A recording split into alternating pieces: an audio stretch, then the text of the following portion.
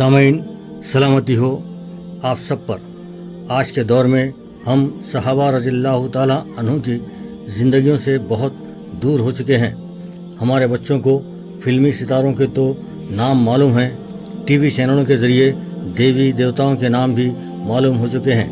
چونکہ T V چینلوں پر صحابہ رضی اللہ تعالیٰ عنہ کی انقلابی زندگیوں کو پیش نہیں کیا جاتا، اسی لیے ہمیں اور ہمارے بچوں کو صحابہ رضی اللہ تعالیٰ عنہ کی انقلابی زندگیوں کا کوئی علم ہی نہیں ہے۔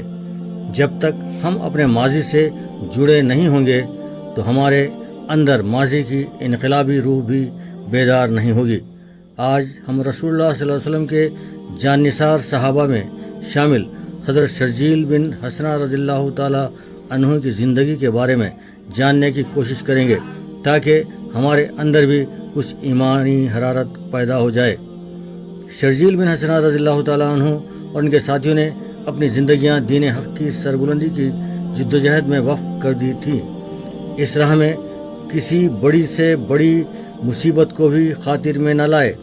شرجیل بن حسنہ رضی اللہ تعالیٰ عنہ ابھی کم سن ہی تھے کہ سر سے والد کا سایہ اٹھ گیا۔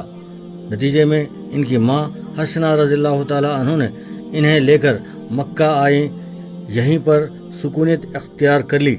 چونکہ وہ مکہ میں نووالد تھیں اور ان کے بارے میں مکہ والوں کو کچھ زیادہ معلومات نہ تھیں، اسی لیے حضرت شرجیل بن حسنہ رضی اللہ تعالیٰ عنہ کو شرجیل بن حسنہ کے نام سے جانتے تھے، اور آپ السابقون الاولون کی مقدس جماعت میں شامل تھے، کیونکہ ابتدائے اسلام ہی میں اسلام کو قبول کر لیا تھا۔ یہ وہ دور تھا جب مسلمان چھپ کر نماز پڑھتے تھے۔ سن 3 ہجری بعد بعثت میں ایک مرتبہ مسلمان مکہ کی ایک گھاٹی میں نماز ادا کر رہے تھے کہ مشرکین کی ایک ٹولی وہاں پہنچ گئی۔ یہ لوگ مسلمانوں کو ایک نئے طریقے سے عبادت کرتے دیکھ کر بھڑک اٹھے اور اچانک نمازیوں پر ٹوٹ پڑے۔ حضرت سعد بن وقاص رضی اللہ تعالیٰ عنہ بھی نماز پڑھ رہے تھے۔ انہیں جوش آ گیا اور پاس پڑی ہوئی اونٹ کی ہڈی اٹھا کر ایک مشرک کے سر پر دے ماری، جس سے اس کا سر پھٹ گیا۔ دوسرے مسلمان بھی مقابلے کے لیے تیار ہو گئے، یعنی جب ابھی مسلمانوں کی تعداد 313 بھی نہیں ہوئی تھی، جب ان کی تعداد 313 کو پہنچی تو مشرکین مکہ کے ظلم کے خلاف جنگ کی اور فتح پائی۔ مشرکین یہ انتہائی قلیل تعداد مسلمانوں کے تیور دیکھے تو اپنے زخمی ساتھی کو لے کر بھاگ کھڑے ہوئے۔ رسول اللہ کے حکم پر حضرت شرجیل بن حسنہ رضی اللہ تعالیٰ عنہ اور اہل خانہ حبشہ کی طرف چلے گئے، کیونکہ مکہ میں کفار قریش نے مسلمانوں پر ظلم و ستم کا ایک لامتناہی سلسلہ شروع کر دیا تھا۔ ان سے قبل بھی رسول اللہ کی ہدایت پر چند لوگوں نے حبشہ کی طرف ہجرت کی تھی۔ علامہ بلازری رحمۃ اللہ علیہ اور بعض دوسرے اہل سیر نے لکھا ہے کہ جن صحابہ کرام کو کتابت وحی کا شرف حاصل ہوا، شرجیل بن حسنہ رضی اللہ تعالیٰ عنہ بھی اس میں شامل تھے۔ ابو داؤد اور نسائی نے روایت کی کہ نجاشی نے حضرت ام حبیبہ رضی اللہ تعالیٰ عنہ کو حضرت شرجیل بن حسنہ کے ہمراہ و زیر نگرانی مدینہ منورہ روانہ کیا تھا۔ جب یہ قافلہ مدینہ منورہ پہنچا تھا، اسی دن رسول اللہ فتح خیبر سے فارغ ہوئے تھے۔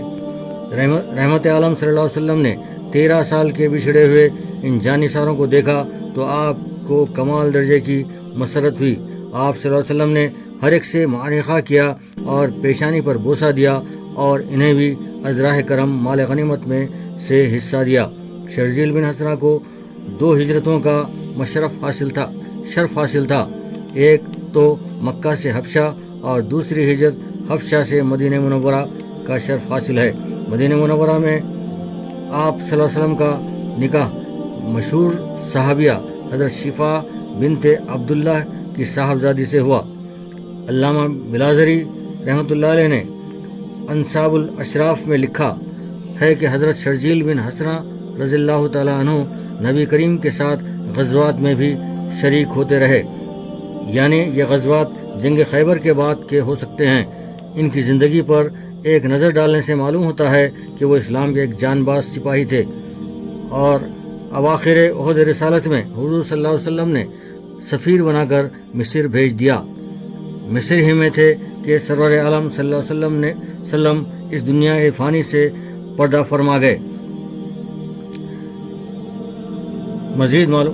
مزید معلومات دوسری قسط میں پیش کی جائیں گی۔ اب اجازت دیجیے میر عنایت علی کو۔ اللہ حافظ۔